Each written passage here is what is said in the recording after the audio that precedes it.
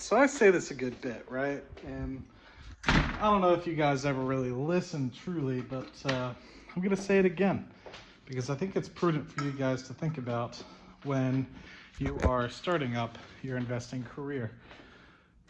You have to start with the end in mind, man. Like, I feel like everybody just says, all right, I'm just going to start investing.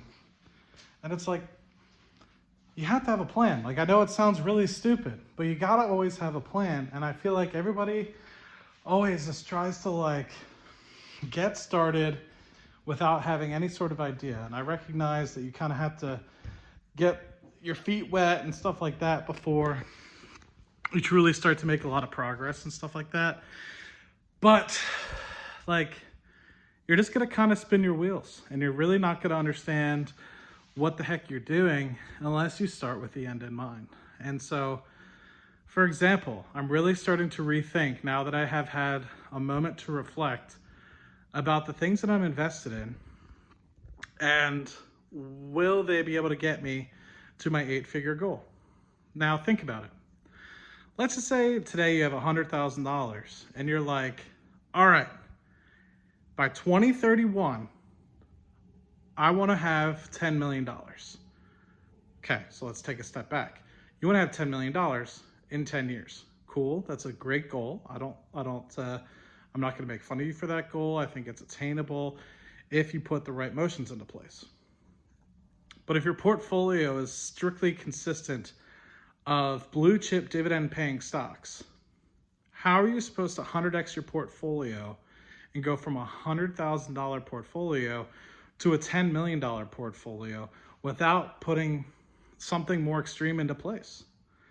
And I think a lot of people do something very similar to that. They say, I want to be X, Y, or Z. I want to retire in 20 years. But they're only contributing $500 and they're not investing in things that would take that $500. And we're not saying $500 a month. We're saying $500 total and take you from, say, $500 to $2 million. They're investing in like AT&T or Coca-Cola or Pepsi.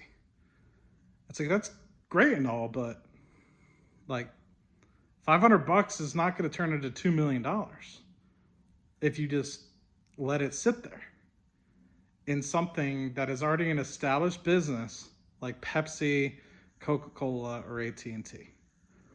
And so I just want to take a moment to let people think and take a step back. That's what I like to do. I like to try to teach people, and that's unconventional for YouTube. A lot of people are like, oh, just buy this stock or buy that stock. That's not what I want to do. I want you to take a 5,000 foot view, 50,000 foot view and say, what steps do I need to put, or where do I need to start, or where do I need to focus in order to achieve those goals? So for me, very bluntly, I was like, you know what? This was kind of starting 18 months ago now. I was just like, I'm kind of past the point where I know for a fact I was going to get to $4,000 to $5,000 a month in dividends. So I started to think differently. It's like, well, what's really the goal? And it started to come to mind like 8 figures, 8 figures, 8 figures. And I was like, I'm not going to get to 8 figures investing in Exxon. I'm not going to get to 8 figures investing in Shell. I'm not going to get to 8 figures investing in Wells Fargo. So what am I going to do differently? And it's even gotten more pertinent and obvious to me that I'm probably not going to get to 8 figures by investing in 1 or 2 of these high spec growth plays, right? Like, I need to get a little bit more aggressive. If by 2031, I want to get to 10 million with $1 million portfolio today. And so I just regurgitate this because I think it's important for people to think about. And I think a lot of times we generally forget about it. And I recognize that it's a learning curve and, you can't always start at the end and look way back. But it's something that I want to remind people because 6 months turns into a year very quickly. And you might say, okay, well, let me get my feet wet. And you might put your head down for 6 months. Next thing you know, you look up, it's 2 years later. This happens to me all the time. And I'm like, man, I haven't even had a chance to reflect. So do that for me. Take 5 minutes, 10 minutes, and think about your plan. It's not about changing 180 degrees what you're doing. It's not saying go from dividends to whole growth or anything of the like. It's just take a moment to think about your goal, and has your circumstances, has your perspective changed over the past 6 months, 12 months, or 2 years since you last taken an opportunity to do a reflection on your portfolio and your goals and your objectives, and recognize, am I on track? I've matured, and my portfolio has matured drastically since I started. I've always thought that I wanted to get to $1 million by 30. I didn't get there. You know, I'm 6 to 12 months later, and I'm just kind of getting there now. But at the end of the day, like, the portfolio goal for a very long time was $3,000 to $4,000 a month in dividend cash flow. I could do that right now if I wanted, right? So I had to change my objective. I got there, or I thought that I had gotten there, and I was like, you know what? That's not the goal anymore. The goal is something greater than that. So just take this opportunity to reflect. That's just all I'm trying to ask you to do.